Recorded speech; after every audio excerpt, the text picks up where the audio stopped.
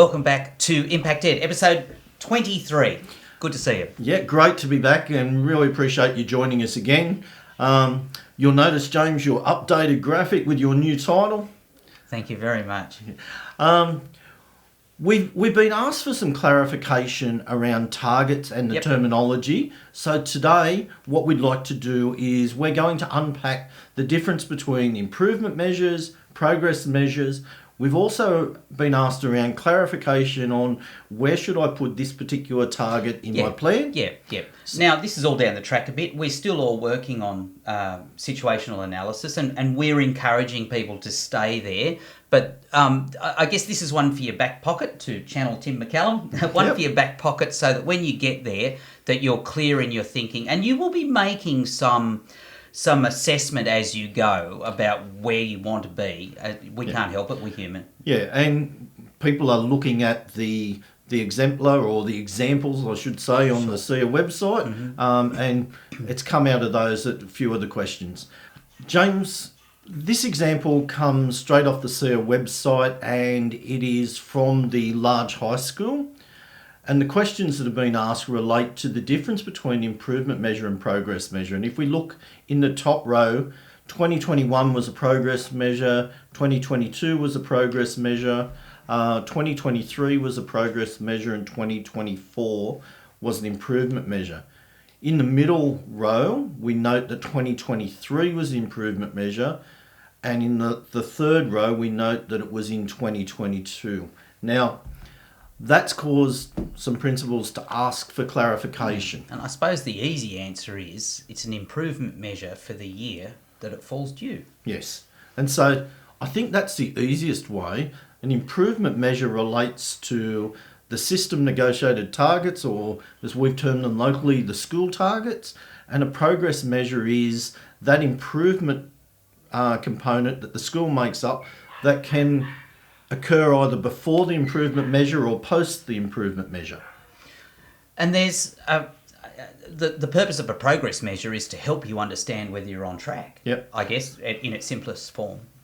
And to me, they're all just measures, with the final one being where we want to end up. But if we have a look and we can work out the difference. So we've got three on the screen. We've got reading for the top two bands, which we know sits in 2022, as does numeracy and as does the percentage of Aboriginal students achieving in the top three NAPLAN bands for schools where there are significant numbers of Aboriginal students. So if we drill down from there, we know that the improvement measure, because these are system negotiated targets or school-based targets, they sit in 2022, and in Sparrow, that's exactly where the principal would write them. So if we have a look at each of the target areas, we'll just drop those in. So we've already looked at the top two. James, why don't you take us through the next few? Okay, so the Aboriginal student HSC attainment target falls due in 2023. So we will be looking at progress measures for 2021 and 2022, won't we? We will, and also 2024 after we've hit the system negotiated target. Again, percentage of students in the top three NAPLAN bands for those schools where that applies falls due in 2022, so the improvement measure is for 2022. All other years, progress measures. Yep. Likewise, expected growth, it's 2023. So we'll have progress, improvement, progress. Pretty straightforward. Sounds like progress to me. Sounds like. All right. So the other thing that we didn't actually talk about, and if we go back, James, this is my bad, we didn't talk about which strategic direction area they should sit in. Okay, well, it's pretty straightforward. 99% of them fall in student growth and attainment. Okay. There are some exceptions outside of that, but essentially all of these, and it's common sense, they relate to student growth. They're going to fall in student growth and attainment. The notable exceptions... Well, we'll have a look at those in just a moment. So reading, top two bands, expected growth for both reading and numeracy, as well as our Aboriginal student goals, we think all sit in student growth and attainment. Yep. So if we have a look at the remaining ones, we have attendance, which is due in 2022. Yep. Can fall in any strategic direction, and I get that. Some people will probably be framing it with their well-being. Some people, it might be such a big issue that they do a strategic direction around attendance and attendance factors. And you know my opinion, statewide, I believe that attendance is the biggest area that we need to collectively address. I don't care where it sits in a plan, but unless you've got 99% of the attendance, I'm expecting to see it really loud. Really hard to teach kids if they're not there. Yeah. Again, as Tim says, we know they're not doing literacy and numeracy when they're not at school. HSC achievement, so percentage of students in the top 2 bands or top 3 bands, depending on the school. Yep, any single direction, again, framed by your local context. Yep. And that makes a lot of sense to me. You know, some people will be having a blitz or attaching it to their literacy, numeracy work maybe, Yep. but the HSC is a broad church as well, and it brings in a lot of well-being and attendance issues along with it. And my first thought was that would go in student growth and attainment, but I can now see why there can be arguments for it to stand alone or separate. Mm-hmm. And finally, our well-being target that comes out of Tell Them From Me. Again, any single strategic direction, like attendance, you will frame that how you need to frame it. And schools will be on a continuum from well-being can be assumed because of the clientele to well-being is a significant and ongoing issue. You know, some kids just, it's a struggle for them to get to school and a miracle in some cases that they are. So I can see why we would want the flexibility for you as principal to place, or as a leadership team to place that exactly where it sits best. Okay, so James, I think it's pretty clear. Why don't we have a look at one and we'll map it through Sure. and see how it Let's may look. do that. All right, so here's a worked example. Here's one we prepared earlier. Okay, so we've got the blank table. James, which target would you like to look at? Well, do you have to ask?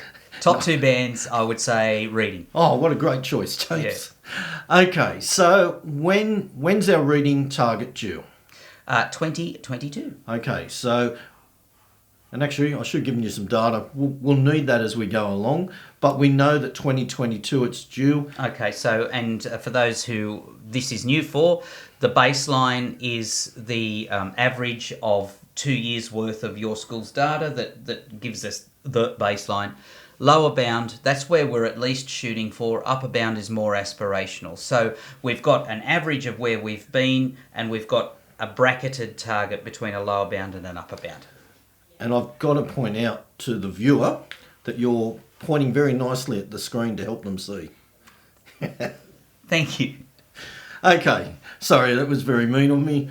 We know the other years then are going to be progress measures. So if we focus on the one that we can't change first, the improvement measure, we've got a lower bound of 61.8 and upper bound of 66.8, means that in the year 2022, the minimum that we could have in there would be 61.8%. Yep.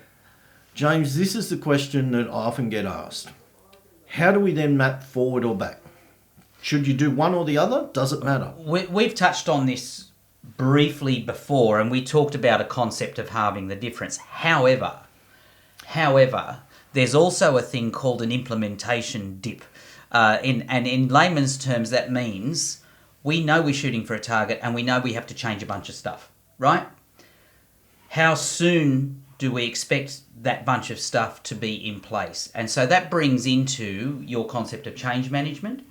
How well you're going to manage the change, how well you communicate that we need to change a few practices here, there and everywhere. So, and the other thing that we don't know is what's happened in the previous plan.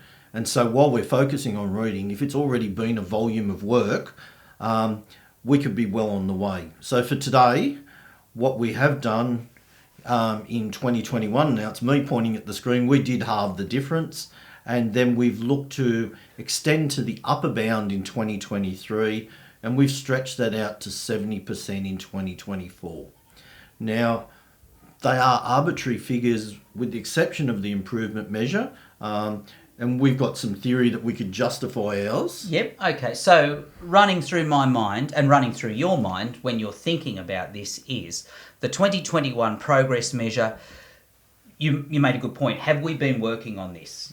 So we know the elements of reading. We know that we were down on a couple of them. We've injected some PL. We've had a changeover of staff. We know we've got to bring some people up to speed. We've refined the school's approach. Everyone knows their non-negotiables around the teaching of reading. So we're reasonably confident that we are on track. If you were at the beginning of that journey, perhaps your progress measure might be a little lower. And the other variable that we've got to consider is we know the kids are going to be sitting the NAPLAN exam in 2021. Yep. And we know that there are variations in cohort, and so that measure can go up or down regardless of what we're doing, and we need to move around. Again, the more context you have, the better that or the more accurate that number's going to be. So, James, from your strategic improvement focus, if a principal was to put that in as their improvement measure and progress measure, that would meet the requirement? Oh, absolutely, yep. Okay. Well, look, I'm not going to say yes or no because it would be, as Dell... James Brigden said, that's what I heard. As Dell, you're going to know from your conversation with that principal and their knowledge of their context whether that's a reasonable number. Now, James, I'd like to play around with looking at it slightly differently. So if we can just clear those out, we know we can't change the improvement measure and progress measure. They're predefined. Okay, so my view is that we've given schools the lower bound and the upper bound. So we could actually put that in as a range. And I know that if I'm the principal, I would want to be talking about the 66.8%. Our upper bound is where I want to be hitting. Yeah, it makes perfect sense to be going for the upper bound. And given that we've given a target range, I'm very comfortable if any of my principals put it in that way. Then we can look at, again, how to extend it. We've done the same thing where we looked at running that halfway measure simply because we don't know the context of this made-up school. Yep. We've then extended it out, and this was an interesting one, James, when we were talking around whereabouts does the range sit? And everyone can see that we've extended it now to 69.3. We're above our upper bound, but we're hoping to be close to that, if not above it in 2022 anyway. And finally, in 2024, we've extended again. The thing that I would be having the conversation with my principals is, okay, you've got strategies, you've got practices in place to hit it by 2022. And whilst we want to continue improving, we know it's not going to happen by a miracle. You've got to have strategies that you can justify what's going to be making the difference to make the improvement. And look, this year, more than ever, we'll be responsible for tying those strategies to the funding that's funding them, and then to the outcomes at the end. Look, I don't have a problem with the bracketing. It's a really interesting way to think about it, and that gives you some of that flexibility. Especially some of our schools have high mobility, so the cohort in 2023 might be very different to the cohort in 2021, and we don't know how that will play out. So maybe that giving that little bit of flexibility there is probably a good thing. The other thing is that the 2021 progress measure, and I've said it once, I'll say it a second time, it is really dependent upon your understanding that you gained through the situational analysis, your understanding of the evidence base that underpins whatever it is you're uplifting, in this case reading, and your willingness to grapple with that evidence base and put strategies in place that will gain traction. Yep. So if we do a quick recap, whichever the target area is, the year that it's due is your improvement measure. Yep. Every other year is a progress measure that the school self-determines. Yep, I'm pretty happy with that description, Steve. Okay. No, you got it right. I can't. Yeah, it is easy. On that note, if you've got a question, please talk to your Dell, quote James Brigden. Don't do that. And we'll talk to you again very soon. Yeah, great to see you. Take care. Bye. Thank you.